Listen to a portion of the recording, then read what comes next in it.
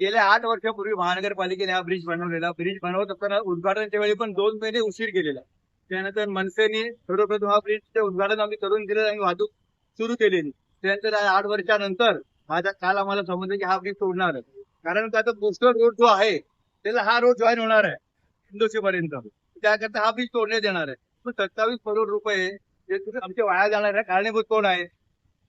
हा पण तो एक प्रश्न आहे ना. कोस्टल रोड हा जो होणार होता हा पूर्वीपासून होणार होता. आता ठरलेला नाहीये. पण हा जो 5 वर्षापूर्वी तुम्ही ब्रिज बनवला तर तुम्हाला कळलं नाही का? प्लॅनिंग तिथंच नाहीये. म्हणजे नियोजन शून्य कारभार झालेला महानगरपालिकेचा. त्यामुळे या जनतेच्या करार रूपात जे आलेले पैसे होते 27 करोड हे तर वाया जाणार ना. ह्याला कारणीभूत कोण आहे आता?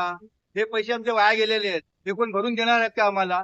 त्यामुळे आम्ही निषेध करत आहोत आणि हा ब्रिज आम्ही न तोडण्यासाठी महानगरपालिकेलाही पत्र देणार आहोत. तसं राज्य सरकार आणि महानगरपालिका सध्या राज्य सरकार महानगरपालिका चालवत आहे. त्यामुळे तुम्ही रस्ते सजवडीकर रस्त्याचे काम सुरू होतं गेली 4 महिने 6 महिन्यामुळे ते रस्त्याची वाटोळ लावलेलं आहे. कुठल्याही प्रकारचे म्हणजे त्या पैशाची किंमत नाहीये. हे पैसे आपले आहेत. हे पैसे कसे यूज केले जातात. रस्ते काही कुठल्याही प्रकारचा नीट काम काही झालेलं नाहीये.